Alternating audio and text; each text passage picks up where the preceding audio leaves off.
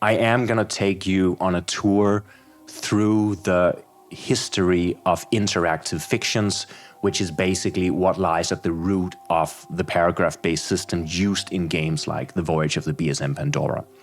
So we're going to jump right into that and have a breeze through various examples of early interactive fiction and how it leads up to this moment in time when Voyage of the BSM Pandora suddenly hits the stores and everything is changed forever.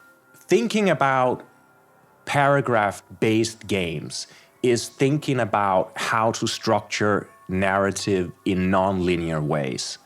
Just like you do when we talk about hypertext and hyperlinks online, where you can basically click a word and it can transport you to another web page where you can open up a new box of information or a submenu or something that we navigate through fiction via hyperlinks. So this kind of hypertext is something that's very well known today, but it's often, I guess, associated with computers because computers are so good at this. It's so easy to make hypertext with computers, but it is something that existed before computers and existed alongside computers and also still exists today. And what you see before you hear now is one of the earliest ways in which hypertext were created. Now, this is a text from the 9th century, but the whole concept in this text really reflects practices that goes back probably 1,000 years or more before this text was written. And this is what you would find in the ancient Greek temples, for example, where they would have dice oracles, which basically meant that you took a knuckle bone, which is a bone from a sheep, and it has, when you throw it, it can land on one of 4 sides. Basically, it cannot really land on the smaller ends, and if it does, you probably have to re-roll it, or something horrible will happen to you. Don't throw a die roll that cannot be read while you're in the temple of Apollo seeking advice from the guards. Just don't do it.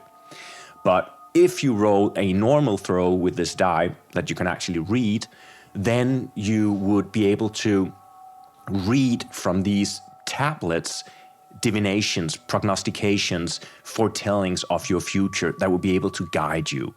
So the link between dice and hypertext is very, very early and is probably linked to divination at its earliest. So basically the idea that you have a whole text written on multiple tablets, but you throw a die and that directs you, or you throw multiple dice and the combination of them directs you to which passage on the tablet you're going to read. And that is the one passage that you're going to use to guide you through the choices in your life before you. Very much like when we here on the Hopeless stream play these prompt-based games where we roll dice, look up tables, and we get things like an altar of worship or a fiery hailstorm or a basilisk rising behind the mountain. That's the same concept, that we basically let the dice or fate decide what will happen next, and then we make our choices depending on that. So this is a very, very early example of it, and one thing that this evolves into is that at the very simplest, you just have a list of possible throws, and every throw has a possible result that you can read out like a divination. But the next step here is to have different sort of sub-menus. So depending on what your question is when you're asking the oracle or the god, you will get a different answer. So if your question pertains to marriage, for example, and you roll a combination of, say, 1, 4, 6, then you look on the 1, 4, 6 tablet, but what you read will only be the section related to marriage. So each die result will have multiple themes, and those themes would usually be marriage, business, travel, health, warfare, and so on and so forth. And you could detail that as much or as little as you want. But this is basically how we had the first example of a kind of a branching narrative, in the sense that the same die roll could lead you in different directions depending on which question you'd asked. And if you look at the manuscript page displayed here on the screen before you, you should notice that it's read from the top to bottom, but from right to left. And you see those circles at the top. You have 4 circles, and 3 circles. And that matches to a 3 throws with a 4-sided die. The first throw is a 4, the second throw is a 4, and the third throw is a 3. So you get the combination 4-4-3. And that is your omen, which is then written out there in translation at the side of the text. There comes a messenger on a yellow horse and an envoy on a dark brown horse, bringing good tidings. Well, that sounds really specific, but I guess that a messenger can mean many things, and yellow and dark brown and horse and envoy and messenger and all these things can also mean other things. So this is when interpretation starts over. And the best omens, like the best prompts in prompt-based games, are those that kind of fire the imagination, that leaves room for interpretation. If it's too vague or if it's too specific, then it doesn't really work. Like too vague, then you aren't really helped. It can mean anything. Too precise, there's not enough really room for the imagination. You feel you lose agency in that situation. And if you're rolling for omens and I am the diviner sitting with the divination book, I really don't want to be in a position where I tell you something so specific that you very easily can come to the conclusion that this very specific thing didn't happen, so I'm a phony diviner and you'll never come back and pay for my exquisite services again. So the beginning of paragraph-based board games, the beginning of narrative fictions and branching paths here in the early dice divination literature. Now, the idea of dice divination can either be taken very seriously, or it can also be made into a kind of parlor game. And that is precisely what happened in the Renaissance and onwards. Basically, from the 15th century onwards, we start finding divination books or fortune-telling books, like the one you see on the screen here, which are more cast in the mode of a parlor game. So when you have your house full of guests and the evening drags on and you want something fun for everybody to be involved in, you take out your fortune-telling book and you decide the fortunes of the different people in the company around you. And since this would be a little bit too simple if you just threw the dice and then you got some poetic utterance that you had to map onto the character at the table, then some of them are more exquisite.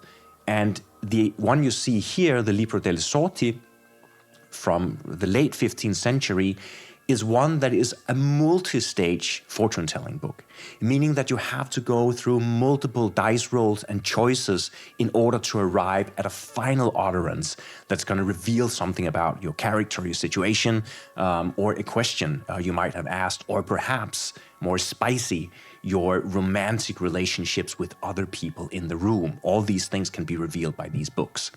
So here, for example, we're on a page about animals, and you can see, again, you'll be rolling 3 6-sided dice, and the result will map onto an animal, and that will take you to a new page in the book where you might have to throw something that has to do with the zodiacal signs, and you perhaps have to make a choice about a favorite color, and going through all these operations slowly, as if it's a huge personality test, you're honing in on that single answer, that single pronunciation at the end, which will proclaim some kind of truth about you or the question that you asked of the book.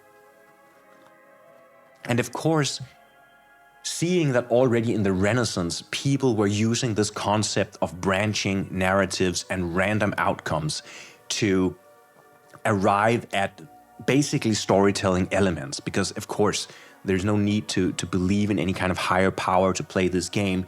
It can just be sort of a fun and revealing, entertaining little game in its own right. So you can play it in this sort of easier, more accessible mode, and naturally it also links into many other parlor games that existed at the time that were more narrative driven and that had more to do about telling a collaborative story where you are multiple people telling different parts of the same story, taking over from one another, building on what has already been said, perhaps even throwing a couple of dice to see who should speak next, or what should be the next subject matter in the story, or what should happen next to the hero or heroine in the story. So already at this very early stage, we see how divination starts blending into something that is more social, entertaining, and involved with narrative. Now, this continues up through the centuries because, salons and parlor games continues, and so does the activities that you do in those settings. And at one point, it becomes so refined that it also starts moving sort of from that social sphere and into the literature. And there are early examples of playful literature and of storytelling literature, but the first time that we sort of really start seeing elements of gamification in literature, where you really use games to create narrative, is with the experimental literature that starts happening in the sort of early to mid 20th century.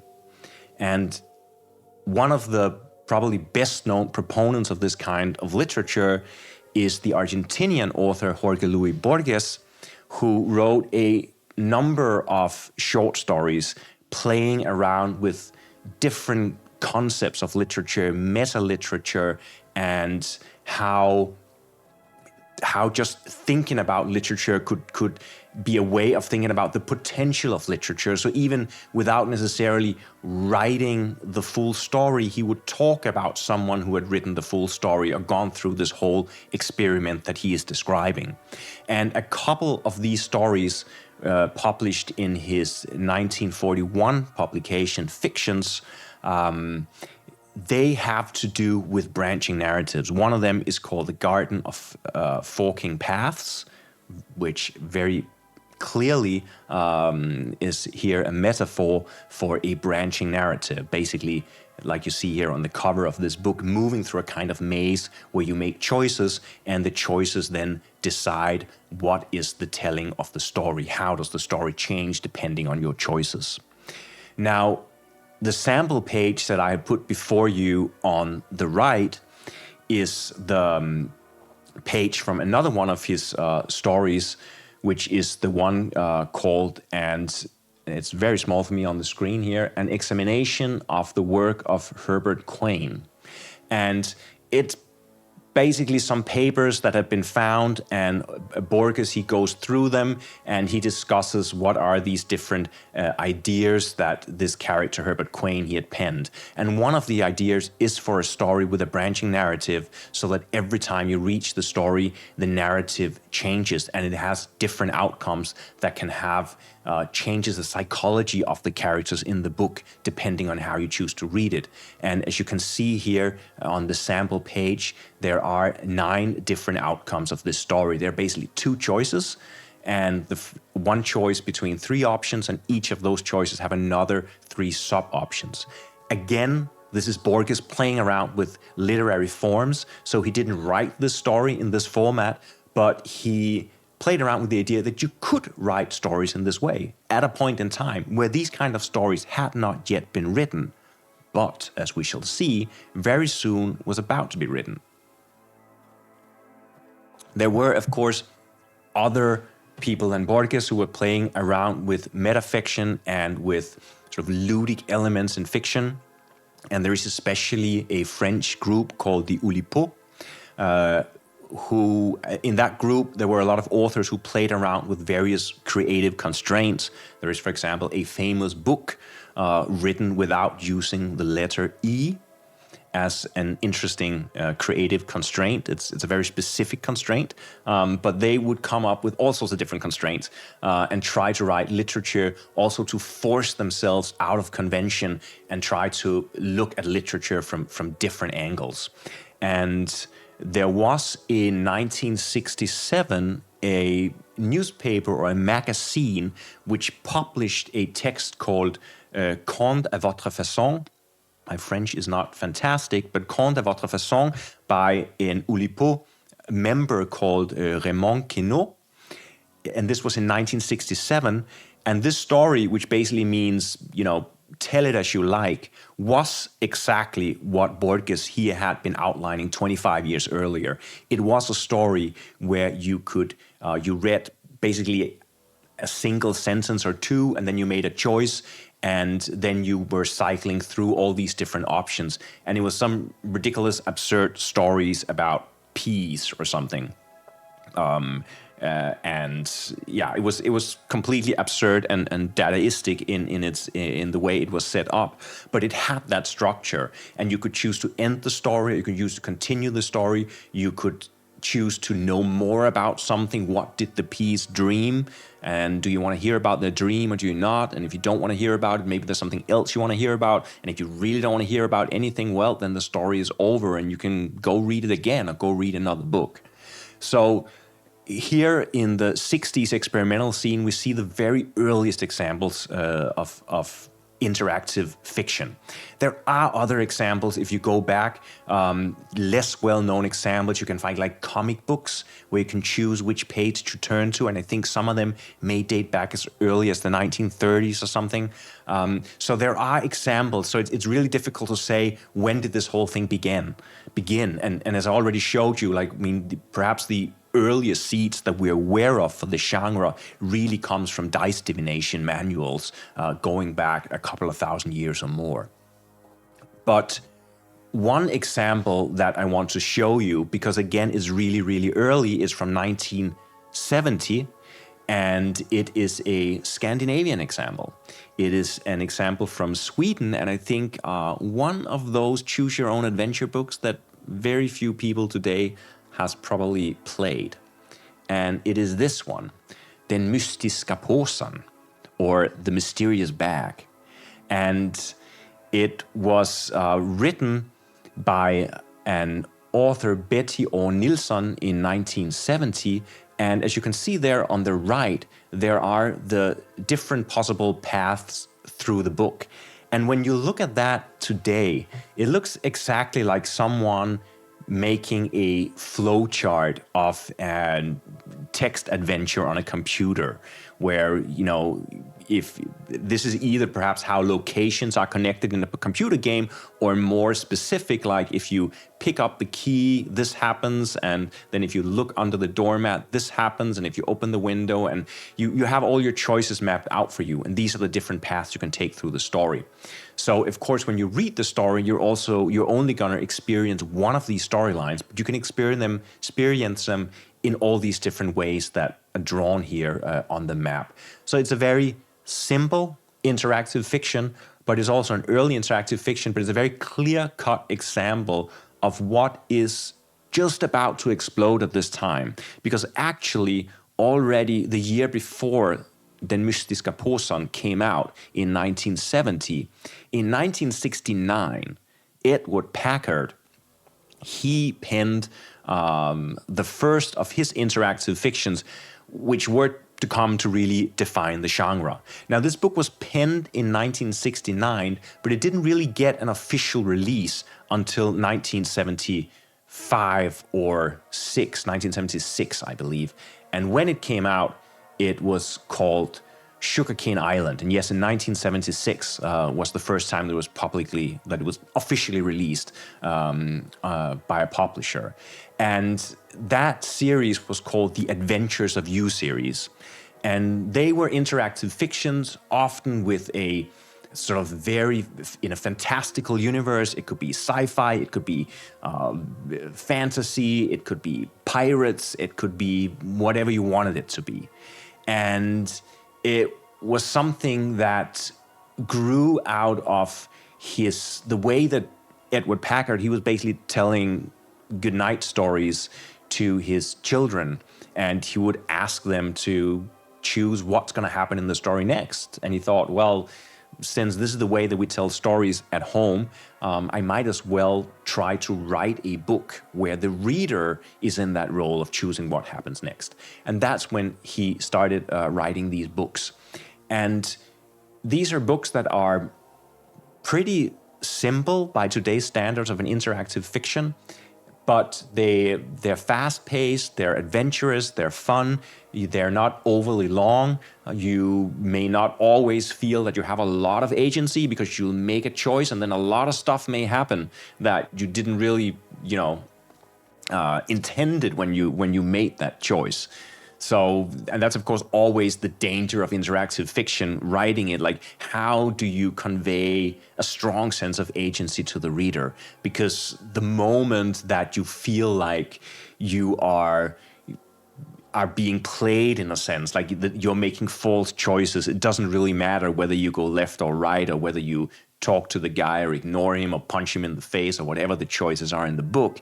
That's when you sort of start to becoming disconnected from the fiction. You really want that sense that the choices matter, and that when you make a choice, that is truly reflected in what happens next in the story. And even better, if choices you made earlier in the story actually also has an effect on situations that arise later in the game, in the book. That is, of course, something that is much more difficult to implement. But when we look at how many modern interactive fiction books are made, that's exactly how they are structured. They'll give you little things that you have to note down on a piece of paper, and then if you end up at a certain paragraph in the book, you will have a piece of information that allows you to go to a completely different part of the book that may not even be spelled out in the paragraph that you are, but you can do it based on information that you retrieved earlier. So there are all sorts of little tricks you can use in order to create this illusion of a pervasive world where your choices actually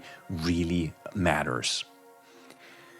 Now, Sugarcane Island, I don't know how many people know the Adventures of You series. It's a little too early for myself, but I was on board with the series that the Adventures of You series grew into, which was the Choose Your Own Adventure series. And of course, today, Choose Your Own Adventure is a term describing a whole genre of books. But actually, the series that started this whole thing was called Choose Your Own Adventure. And that was, again, Edward Packard building on the Adventures of You series.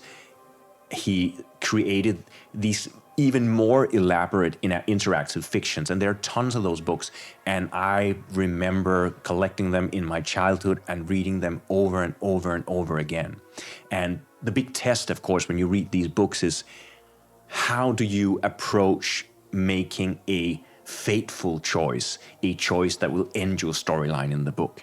And I know that many people will play with like 10 fingers stuck in between pages in the book, so they can always scroll back to an earlier paragraph if they fall over a cliff, or they get stabbed, or they drown, or they go down that dark alley from when they're never destined to return. But for me, it was always more important to have a complete story than to scroll back. I always felt that the moment that I would scroll back just one paragraph, I was cheating. And not saying that cheating was a bad thing, that you had to be a slave to the way the book was structured, but it made the story less important. It gave it less weight, because if you don't stand by the choices you make in these interactive fictions, then you start just making them willy-nilly, just testing, oh, let's see what happens if we go right, let's see what's happened if we open that door, or let's see what happens if we pull the split from this grenade. But for me, the interesting thing is to really follow a storyline through, and if that sometimes means only reading 3 paragraphs and then you're dead on the floor, blown to smithereens or whatever, then that's it. That was your story. And then it's, of course, always nice to have more of these books, because then instead of just perhaps rereading the same book immediately, which would almost reset the story you just made. It would almost be as bad as just going back a couple of paragraphs. No, instead you would have another book. So, just before I was Robin Hood running around in the forest of Sherwood, and now I am on a submarine going down into the Jules Verne universe deep undersea to search for a humongous fabled octopus. So, but it's a question of taste how you approach these things. For me, interactive fiction only makes sense if you respect the choices that basically structure the fiction. But that's just me. Now, one thing that I should probably mention at this stage, because when we see that Sugarcane Island comes out in 1976 and The Cave of Time comes out in 1975, there may be some people who are into computer games at home who will kind of think, when will he start mentioning interactive fictions on the computer? And I will, but only very briefly. Because in 1975 is when the Colossal Cave adventure comes out, which is arguably the first computer-based interactive fiction. And see, this actually comes out a year before Sugarcane Island. So again, it just shows that there was a momentum at this point in time. People were beginning to understand the power of introducing game elements into literature and to giving agency from the author and to the reader, and how that would create a completely different dialogue between the reader and the book that they were reading. And as I mentioned before, computers, of course, are brilliant at that. So it's very obvious that some of the very earliest computer games are, in fact, just interactive fictions on a screen. And the nice thing about that is that you don't have to flick back and forth through the book. You basically just press a button and say, I want to go north, or you type, I want to pick up tool, or I want to close chest, or whatever you want to do, and the computer takes care of everything for you.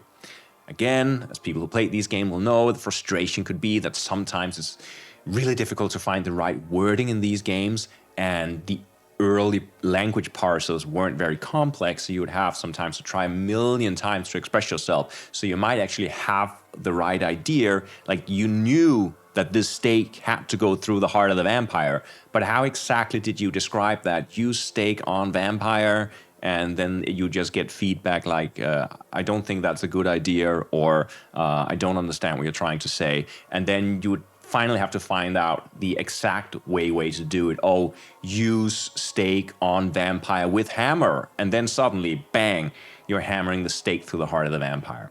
So pros and cons here of using a computer or not using a computer. But of course, interactive fictions, and especially adventure here, a Colossal Cave Adventure, the full title, spawned a huge genre of computer games, and also the whole genre of interactive fiction games, which also included graphics. So all these point-and-click adventures, the adventure game, the Shara adventure games, the Leisure Suite Larry games, King's Quest, Police Quest, Space Quest, what have you. And of course, my partner in crime here on the Hopeless Stream, Anas, he will at times be streaming some of these old gems. We already have a few of them lying around out on our YouTube channel, so go check them out if you're into early point-and-click adventures on the computer. But that's all I'm going to talk about in regards to computers, because this is not about computers. This is about board games, and it's about interactive fiction.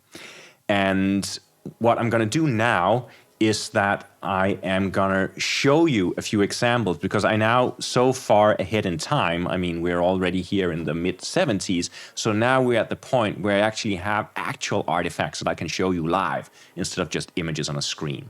Now, arguably, the earliest game book is a game book from 1976 called Buffalo Castle.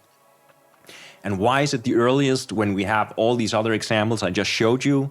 Well, it is because it is the first time that the concept of interactive fiction is married with a whole RPG system with skill trees and combat mechanics and experience points and what have you. So this is the point in time where some clever dude decides that, hey, we can take this interactive fiction and then instead of when there is an action sequence, when you have to fight somebody or you have to jump over a cliff or climb up the side of a fortress, on a rope, well, then we can do skill checks and you can have hit points. And you start seeing all these ways that you can make the interactive fiction even larger and the identification with the main character even stronger. And the Buffalo Castle, it's a supplement basically for this thing, Tunnels and Trolls, which what you're looking at here is a reprint of the first edition. The first edition was published in 1975, and it was the world that was designed by Ken St. Andre, and it came out in 1975, which was basically just a year after Dungeons and Dragons had came out. And the Swordman is a wonderful cover art. Yeah, and I should leave it up a little more so you can check it out a little more while I speak. And Dungeons and Dragons had just came out, and Kevin St. Andre, he had picked up a copy of the game and he played it with his local group, I think in Austin, Texas. And they thought it was way too complex, and it didn't really work for them. And it was like, this role-playing thing, it sounds like a fun concept, but it needs to be more approachable. It needs to be more fun. And that's how he created Tunnels and Trolls, which is clearly a riff on Dungeons and Dragons, which is a very simplified role-playing game, and probably the second earliest role-playing game system to ever come out. And one of the things about Tunnels and Trolls was that Kevin St. Andre also found out that it would be really fun to play these games solo, because many people, it was difficult. These were the very, very earliest days of role-playing games. Like, it just came out like a year ago, Dungeons and Dragons. So how do you put a group together and start playing these things? Well, one thing you could do is that if you don't really have a group up and running yet, you can do solo adventures. So in 1976, he wrote Buffalo Castle. And here we have Buffalo Castle Solo Dungeon 1. And this is the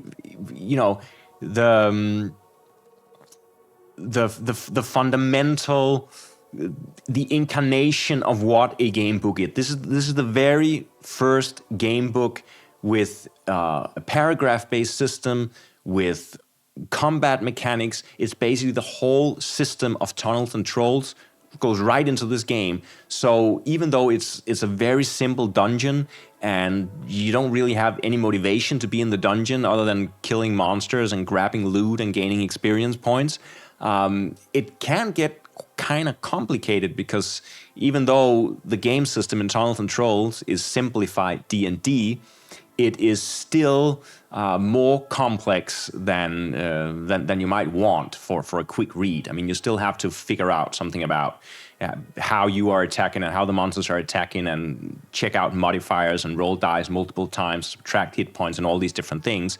And God forbid that you have ranged attacks or spells or whatever, it gets even more complicated. But this is really the game book to start them all. And I'm not gonna look too much into it because I have this idea. I'll just show you here briefly. You can see some paragraphs and stuff. And there's another drawing of a guy. You can see it's very short paragraphs. It's a very simple game. And it's a very sort of tongue-in-cheek fantasy style game, like all the Tunnels and Trolls. Just look at this yawning guy there. And I have this fantasy that I want to play this book on stream at some point. So I'm not going to go into too deeply now, but maybe I'm going to do it and then bring out, all my grid paper and draw the dungeon as I move along and try to play through Buffalo Castle, just to share that experience with you of playing the first ever game book from 1976. So, probably better known than the Tunnels and Trolls solo game books is the fighting fantasy series created by Ian Livingstone and Steve Jackson from Games Workshop. These were the books that I also very much grew up on. And I must say, like, I loved reading the old Edward Packard Choose Your Own Adventure book, but the first time I got a fighting fantasy book, they were much thicker, were much more atmospheric, they were much more in this sort of recognizable role-playing fantasy world. And they had combat systems, and they had spells, and you had to draw maps in order to figure your way around the books. I mean, I was sold, and it was very difficult to go back to the Choose Your Own Adventure titles. And I played the heck out of all these books. I drew maps off them, and when I speak with friends and people who played these books back in the 80s, everyone has their favorite book, and everyone has stories about how they almost made it or how they never could get past this one specific paragraph in a book.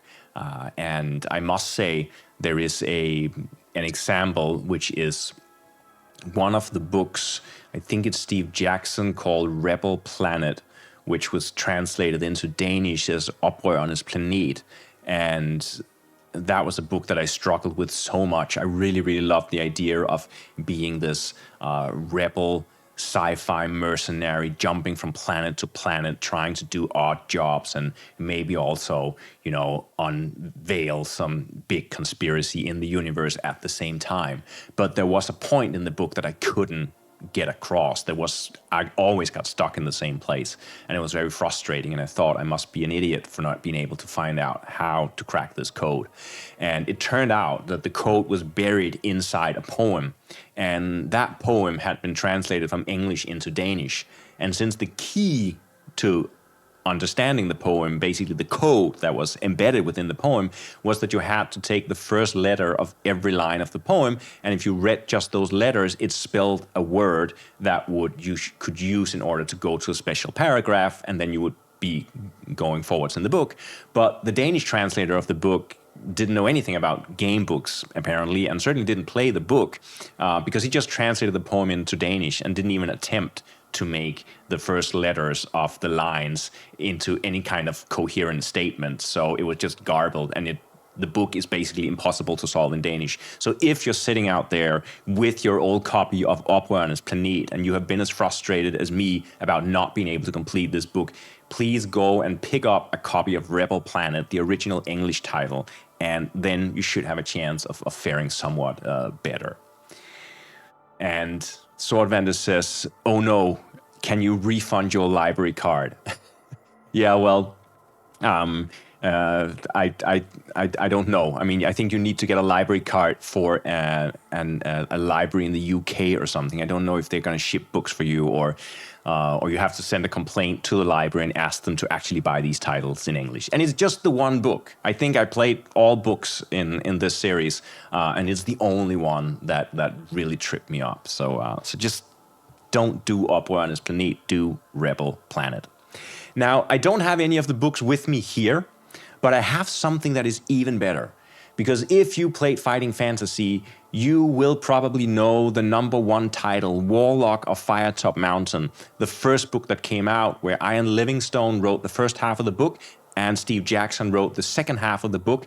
And those two parts of the book, it's basically a dungeon that you're moving around in, is separated by a river that you have to cross. And when you cross the river, you cross from Ian Livingstone's half of the book into Steve Jackson's half of the book. And Ian Livingstone's half of the book is sort of a very traditional hack and slash dungeon crawl. And Steve Jackson's part of the book is as well, except that he introduces a maze that is super difficult to get out of. And that's another place. I know that I was stuck there for a long time, but even in the Danish version, it is actually possible to get out of that labyrinth. You just have to follow a very specific sequence of moves. It's a very difficult book, Warlock of Firetop Mountain.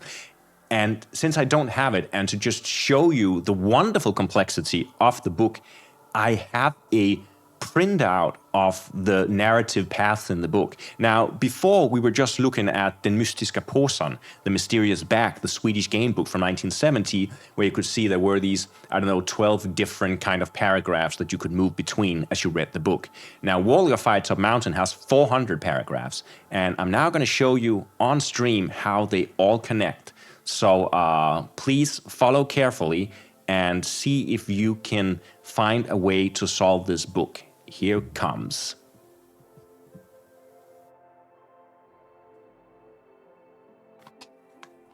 It begins here with paragraph number 1, and then it goes on.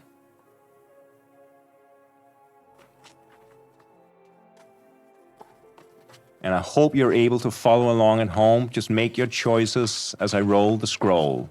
Behold the scroll. We are still in Ian Livingstone's part of the book. Take notes at home. If you want to beat this book, now is your chance to get insider info. You can see here how it narrows down, right? It's pretty linear at this point. And then stuff starts branching out a little more. And again, you have this feeling that you're kind of making little sort of loops, but you're kind of being pushed forward all the time to the next node in the story, except when you get down to this end of the book where, where the labyrinth is. So now we're in Steve Jackson land, and you can see all the madness that starts here. And trying to find your way through this second part of the book is where most people will stumble. And it's also very difficult to cheat in this book because it's not about you can just go to the final paragraph, but you need to pick up keys, I believe, or is it diamonds, with specific numbers on them. And then eventually by combining those numbers, they will tell you which paragraph to go to in the end. So, my God, this is requires more dexterity than I imagined. And this book is also longer than I imagined. But here you have it. We are at the end. You have, if you look carefully now, solved the Warlock of Firetop Mountain. And yeah, that's it. So you can go back in the video stream and slow down the video and take all the notes you want. But of course, beware, spoilers abound. I will say that even if you follow the quickest track by using the chart that I just showed you, you will still have to be really lucky with the die rolls because it is a fighting fantasy book and there will be a lot of die rolling and monsters to fight. So it's not just about choosing a path, it's also about overcoming enemies by rolling dice as you move along. So now we come from fighting fantasy, which is arguably a simpler version of the Tunnels and Trolls system because they made a dedicated game system that fitted the format of the book and which was very quick to resolve. It's also kind of dull, but it's very fast. So I mean, I never really, it didn't bother me too much that it was simplistic because it resolved itself very quickly and you could move on with the book. And you weren't really interested in being stuck in a combat for 20 minutes like could happen in Tunnels and Trolls when you had to like figure out all the math. So it was nice to have something that's just a little quick and dirty and then you get on with it. Now, at this point, the driving force in the game is the paragraphs. And the paragraphs can then unlock these situations where there can be skill checks and there can be combat. Now, in the late 1980s, so that's actually even before Warlock of Firetop Mountain comes out, so probably piggybacking actually more on the Tunnels and Trolls system, we start having these what they call programmed adventures or pre-programmed adventure books coming out, where you combined a interactive fiction with an actual board game, like a tactical battle map board game. And the prime example here is these two books from 1977 and 1978, Melee and Wizard. And Melee is the first one from 1977, which introduces hand-to-hand combat with normal weapons. And Wizard, of course, introduces magic into the game, and also, I believe, other creatures. We can see here, here are the creatures from the Melee book that you can fight with. And as you can see, I haven't actually played it yet, but I read the rules and I am gonna play it. It actually looks like a really neat and clean combat system. And in Wizard, yeah, we get these more sort of dramatic, large monsters that you can put on the map, and also these evil-looking necromancers and wights and whatnot. And the whole idea is that you play through this paragraph-based game, and every time there is a combat, you roll out a map, which is kind of a boring-looking map like this, and then you are told how to position your party and your enemies on the map, and then either you have a friend control the other side of the equation, or there is a simple AI that you use to control the movement of the opposite forces. So here the focus is more on the tactical combat and less on the paragraph system. And the first example that came out in this series, called Fantasy Trip, by the way, they were called Micro Quest. This is Micro Quest number 1, called Death Test, costing just $2.95 in 1978 when it came out. And as you can see, it has its own set of characters, because this is a scenario. It's basically just a maze that you have to go through, and you have to fight battles in order to prove yourself. The story is that it's a kind of test, and if you survive the test, you're going to be enrolled in this special elite guard. So there's absolutely no real story in the game. You just move through these. Let me just get to the paragraph section. First, there's some rules. Yeah, you move through paragraphs like these, and then you can see at times you will encounter a drawing of a tactical map, and then you have to position enemies, and you position yourself, and you fight out the battle, and you continue.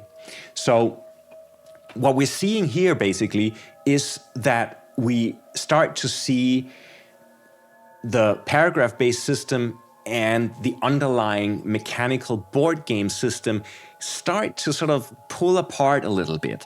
There seems to be, they're very clearly two different uneven parts that are sort of mashed together so you can do both things at once. And this is probably what is the real innovation with these Fantasy Trip games, piggybacking on the Tunnels and Trolls system. And it is also what is gonna lead on to more advanced games that use the paragraph system not as the prime motor, but really use it as a mechanic on the same level as other mechanics. I should probably also just mention before I go take that next step that if you want to see sort of a prime example of this taken to the extreme, you can try to get hold of a copy of TimeTripper from 1980 by Jim Donegan, which is basically a story about a soldier in the Vietnam War who is tripping on LSD, and I think lightning strikes his radio or something, and he starts sort of traveling between different times. And it's a paragraph-based system, but every paragraph is a new situation in time that you have to survive on a small tactical battle map. So it's basically just battles stringed together by sort of different paragraph systems. Jacob's Ladder style, so Advantage says, yeah, something like Jacob's Ladder actually is a good reference here. But some of the scenarios are also really weird. Like you can go back to the age of the dinosaurs and be confronted with a Tyrannosaurus Rex, and unless you have like one specific weapon, I believe you just have to try to escape it. You just have to run out the map as fast as you can. Or there's also a scenario where suddenly you're just beamed right into the middle of a gigantic freeway in sort of a near dystopian future, and you just have to survive getting off the freeway without being run over. So again, tongue-in-cheek humor, but paragraph-based system used to introduce different sort of tactical challenges that you can resolve on these maps. So that's really where the heart of the game is.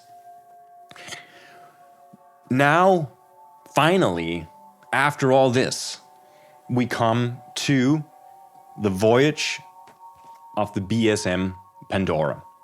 Because this game comes out in January of 1981. And it is the first game that I'm aware of that completely separates the paragraph system from the rest of the game system. And what it does is that it creates a board game like what you see before you here, the map that we'll be playing on in a little bit. And it uses the paragraph to enhance the experience. So instead of just moving around the squares and fighting monsters or whatever you do, then you have this overarching system of paragraphs. So every time you explore an area, you roll dice on tables and it tells you to go to specific paragraphs. And from those paragraphs, you may be told to go to even other paragraphs. So you have like these small subroutines you can run, and basically every space that you're in the game can be its own little story played out through paragraphs. So you're never stuck in a paragraph in the sense it's not like now you're in paragraph 31 until you complete paragraph 31 and then you can go to either paragraph 216 or paragraph 12. No, you play a board game and every now and then you're being told to look up a paragraph and then follow the instructions there. And then once you finish following those instructions, you're back in the board game that you were just playing. And as you can see here, tiny script, tons of paragraphs. These are some of the stuff that we'll be looking at in a little bit when we start playing. And you may already have seen a few months ago, I did a stream of the Stainless Steel Rat, The Return of the Stainless Steel Rat by Greg Costigian. This is a game that used a very similar mechanic. Again, you moving around on a map, and as you enter the different spaces on the map, you are told to look up different paragraphs, and they may have little subroutines. And then when you're done with following the subroutine of a paragraph, you go back to the map again. And this game came out in September of 1981. So we're talking like 6 months after the Voyage of the BSM Pandora. So you can see how immediately this idea of using paragraphs in this way to add depth to the story, to also limit replayability, of course, to some extent, but still to add immersion and add more unique encounters, unique story instances was something that became popular almost the instant that the Voyage of the BSM Pandora came out and was reused already 6 months later in The Return of the Stainless Steel Rat. Again, a couple of years later, another game, another Grail game, the Damocles Mission, also another Ares game, of course. I mean, so many Grail games in the Ares game magazine. A game that I'm definitely going to be playing on stream is another take on the paragraph-based system. So I'm not going to be talking about it today, but just know that there are more examples. And as I said, this is from 1983, so just a couple of years later.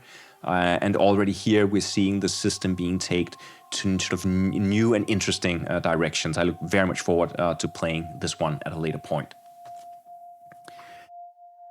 And of course, other examples that should be mentioned is Barbarian Prince from 1981, which was one of the very first games that we streamed here on the Hopeless stream. Again, you're playing as Calarath, the Barbarian Prince.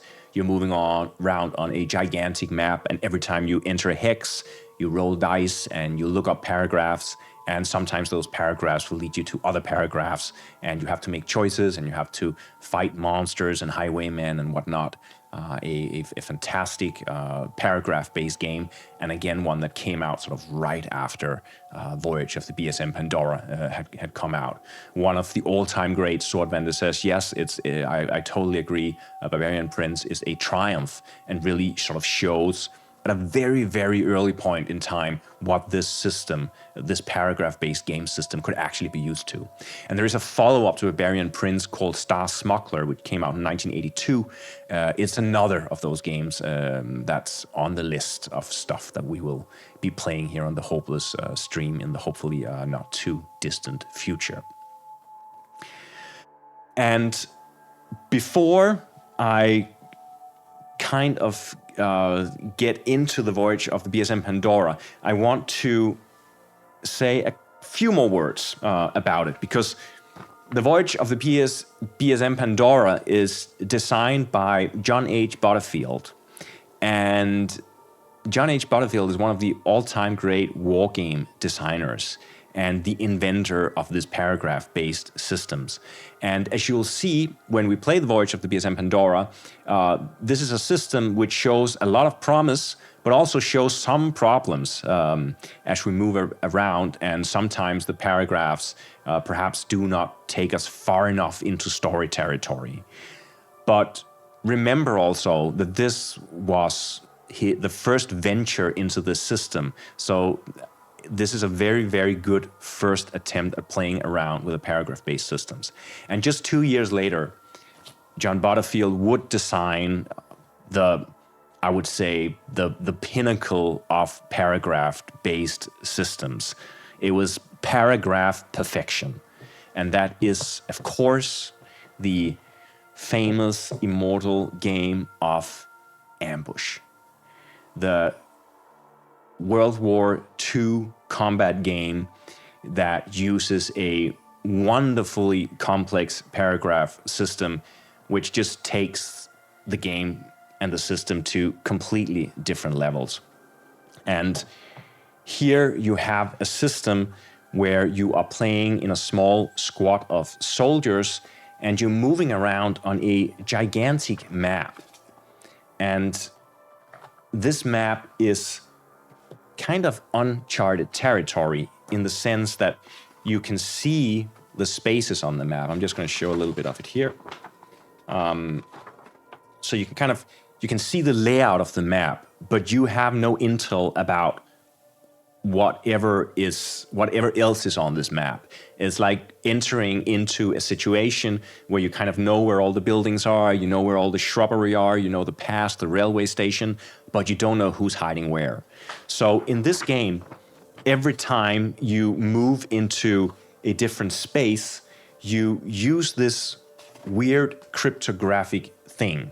It's kind of a tool where you take these things and you slide them into the tool. I can just try to give you an example here.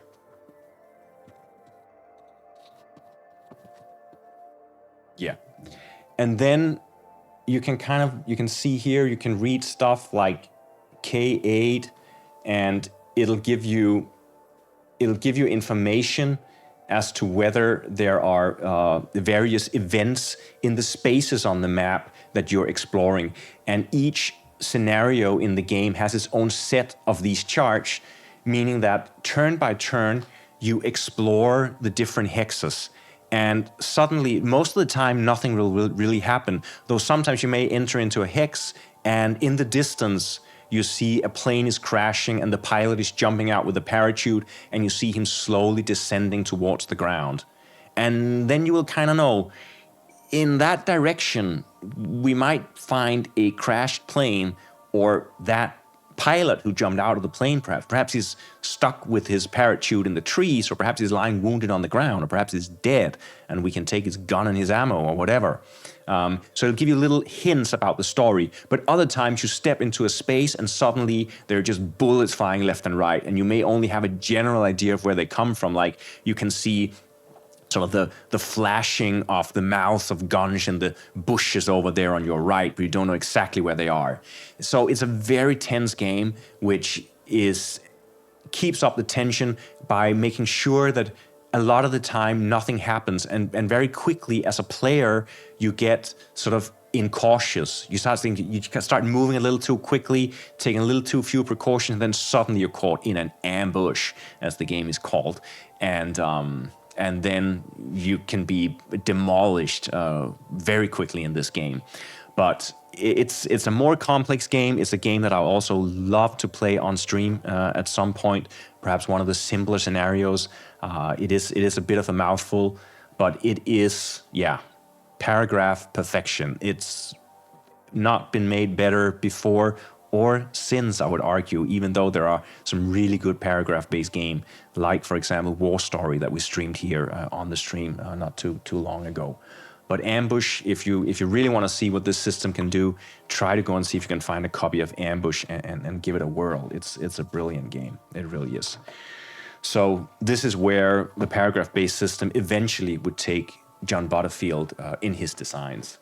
I do want to share with you just a few more games, because I also want to show you just a few examples of what this whole system developed into after the BSM Pandora and also after Ambush. So let's go back to our slides here and just mention Tales of the Arabian Nights, which is again one of the quintessential paragraph-based games. Came out in 1985. You travel around a huge map, and every space you land on will map to a paragraph that will give you choices of how to interact with a situation that arises. And there's a simple skill-based system. So you're basically just traveling around and having these fantastic episodes that you experience, these little self-contained episodes in the game. And it's more of a party game, really, and it's very simple, and it delivers all these short little story snippets that you can string together into some larger whole. And though the game can feel very fragmented because the episodes are not in any way linked with each other than that they take place in the same universe, with a bit of imagination you can really string them together and make interesting stories. And there's also chances that your character may develop certain conditions like diseases or curses or something that they carry with them through the game, and that'll help you even more to string together a coherent narrative from these little episodes that you experience. So yeah, I think you cannot really talk about paragraph-based games without talking about the Tales of the Arabian Nights. And I actually think that many people, when they think about the early history of paragraph-based games, will mention this as possibly the earliest game, but as we have just seen, there are predecessors. Then I also want to show you another Grail game just because I can, and that is City of Chaos. Now this is a game that has been on my radar for a long time. It came out in 1996. It was self-published, and it was one of those games that probably broke under the weight of its own ambition. It's a mystery game, it's a city exploration game, and it's a paragraph-based games where you explore a entire city on big city tiles with miniatures and experience adventures, but at the same time there's this overarching narrative of what is happening, and you can actually uncover details about a larger story, but you can also just have adventures walking around the city and having little encounters and episodes, and that can be a full fine game for you. But there's also this larger narrative to dip into. This is known to be a sprawling game, a huge game that needs a floor to be played on, and it's very involved and will take many hours to complete, and you can probably played multiple times and have very different experiences every time. So the only reason that this game is not more well known is that it was self-published, and that the designers, as I understand it, had like a big fallout at the end of the production of the game. And I don't think they really ever created games since, and the game was just left by the wayside. Now, there has been rumors that an Italian publisher called Ares will be republishing the game, but they've announced it several times, and it's becoming a little bit, like your standard sect prophesying about the end of the world, and then it never happens. But hopefully one day it will come out, so you can actually access it again, because it's really, really difficult to find. And if you find it, it's usually not at all very affordable. On that note, I will say that just today, this very day, I did actually secure a copy of this game. And right now, as we speak, it should be on its way. So you can look forward to playing one of the all-time greatest Grail games here with us on the Hopeless stream sometime in the new year. So write that down.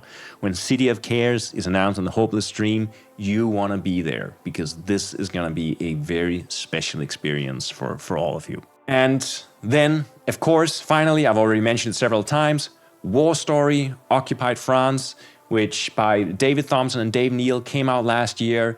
A terrific paragraph-based game that also integrates paragraphs and tactical combat in a very smooth and, I would say, actually innovative way, because the integration between the paragraphs and the combat is much closer than some of the other examples and earlier examples that I showed you before. So this is a game you should definitely check out, and if you want to check it out right now, you can just go to our YouTube channel, where you can find a stream where we are playing Mission 1 from this game, and check out how it works. There will be spoilers, of course, but there are 3 missions in the game, and the mission should really deliver different experiences each time you play it. So watch it all, or skip around a little bit and get a feel for how it plays if you want to check it out.